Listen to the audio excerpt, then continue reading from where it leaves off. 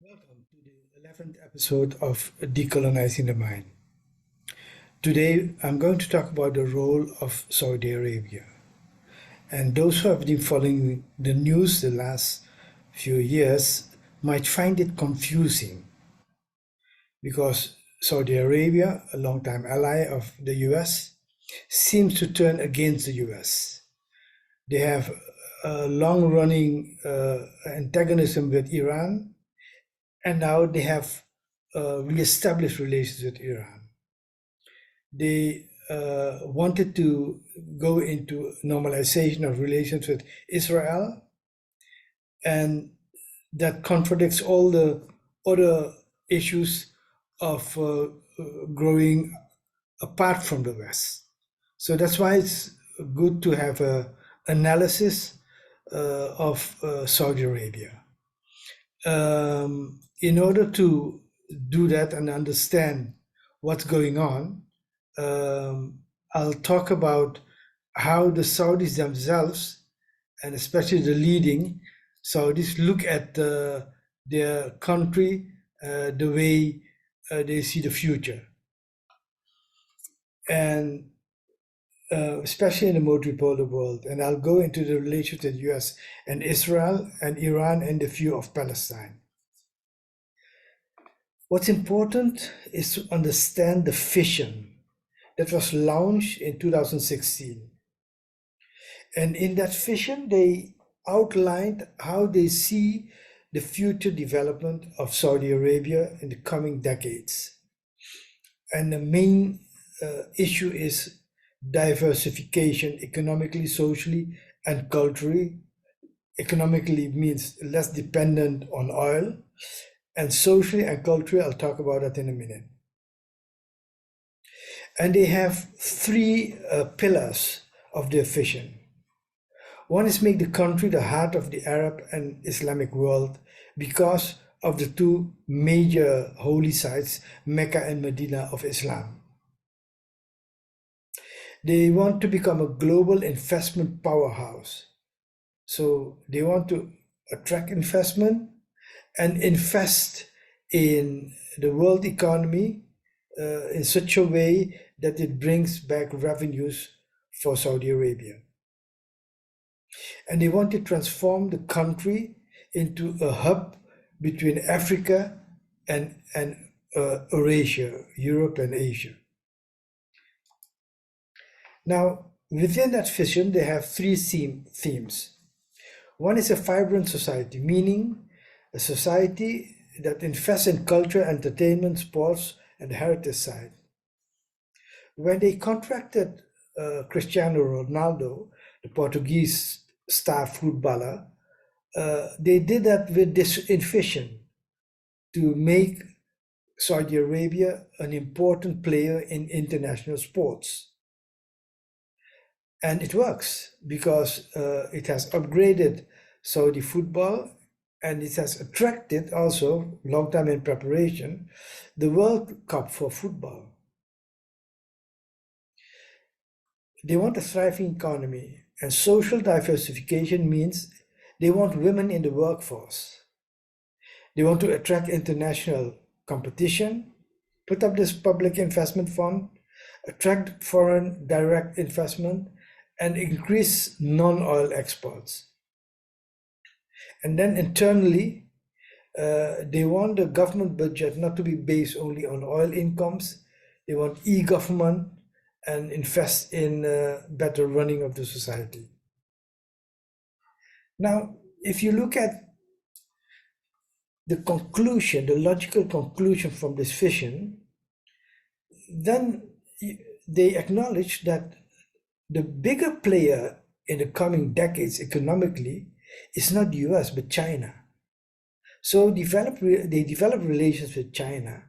And one of the most important decisions they took is that they sell oil to China in Chinese yuan and not in US dollars, which is a big blow for the American economy. They have this vision called Neon. It's a futuristic city in the desert, and they want this to build this new city, should be finished in 2040, for $1 trillion with China. It goes straight from the mountains of Neom to the Red Sea, 170 kilometers. And it has these huge futuristic buildings, flying taxis, robot butlers, artificial moons, and all new AI features. This city is being built as we speak, and is built with China, not with the West, not with the US. Another logical conclusion is, if you want to have economic progress, you should have peace. Perpetual war is dangerous for economic security for the future.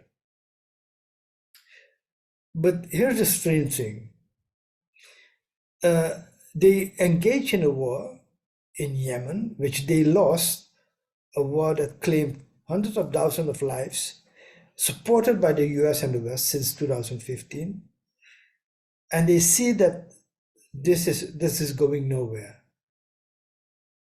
So the loss of the war in Yemen, the need to get peace, was the driving force, and the need to get new economic foundation for Saudi Arabia was the driving force for the relations, re-establishing of relations with Iran.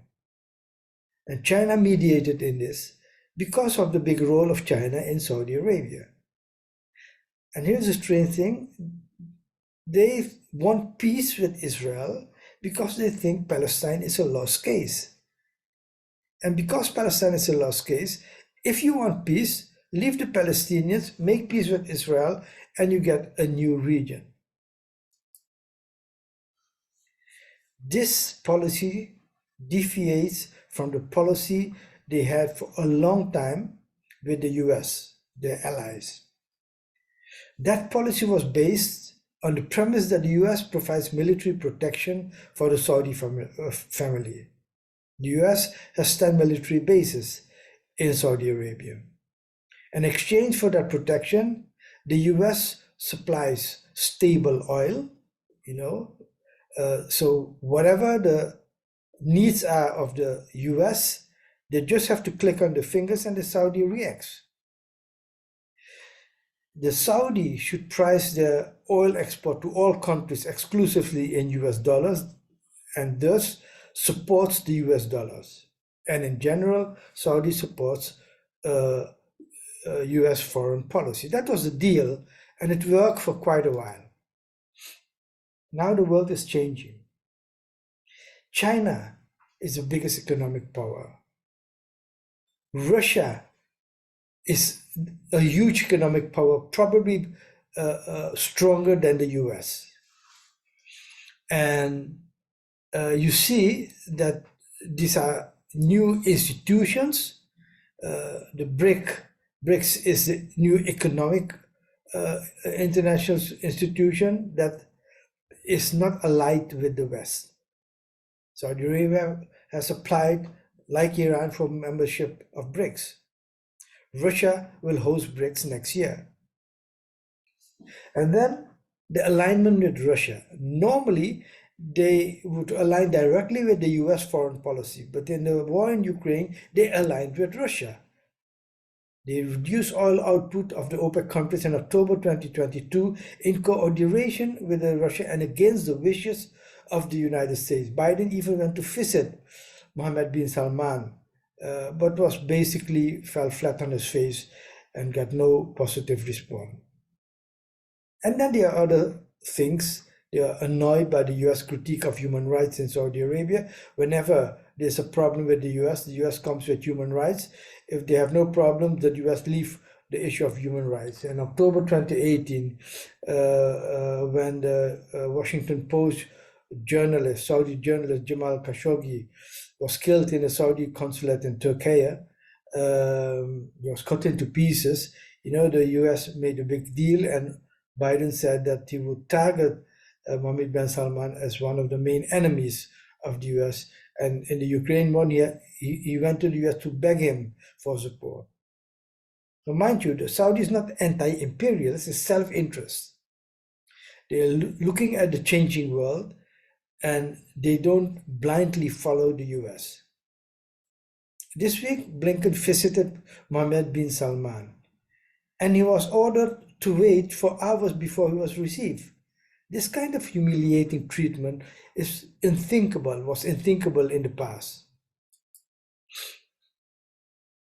Then, in October 2020, the Abram Accord between Israel and the United Arabs and Bahrain was agreed upon. This Abram Accords was the normalization of the Arab-Israeli relations, and Saudi Arabia was interested in getting a similar accord from the premise that the Palestinian cause was a lost cause. And October 7, this whole process stopped. Now, before the Abram Accords, Saudis were a long-time supporters of Palestine. With the Abram Accords, a new path was taken in normalization, and before October 7, the Saudis argued for a two-state solution as part of normalization. October 7 pulled out all the cards from the table, and now we have a new direction. And what is this direction going to look like? Now, it's interesting that the Iranians and the Saudis together called for an emergency meeting this week of the Organization of Islamic Cooperation. It's a joint invitation. How does this joint invitation come about? The Saudis and the Iranians are looking at the region. And my guess is that they are discussing, is a one-state solution the final answer? And the one-state solution would be reconquering Palestine from Israel and basically destroy Israel and bring Jerusalem, Al-Quds, back into the bosoms, of the Muslim Ummah, the Muslim community. And that could be very well in line with Vision 2030 of Saudi Arabia, where they want to profile themselves with a historical heritage of Islam, namely Mecca and Medina. And now it might even be linked to Jerusalem after the fall of Israel in a new era of peace. So in my series for now, I'm looking at the main actors. There are two left, Egypt and Europe and US, the West on the other hand. Tomorrow I'll go into Egypt. I'll talk about the legacy of Nasser, the Muslim Brotherhood, the relations with the US, the peace with Israel, the view on Palestine. And the day after that, I'll go into Europe and US, and then I'll lay out how a regional war is developing as we speak, and how Israel might not exist, not in a few years, but maybe before the end of 2024. Now, I deal with Palestine in the book. I mentioned it often in the paragraph on the US stance towards Iran and Palestine. You can download this presentation from the website www.sandyhuer.com. And if you want to support the channel, subscribe to it, share it with friends, families, and colleagues, and ask them or encourage them to subscribe, get involved in discussion groups on the content of the video, and make a donation if you can, and look at the website how you could do that. Thank you for your attention, and hope to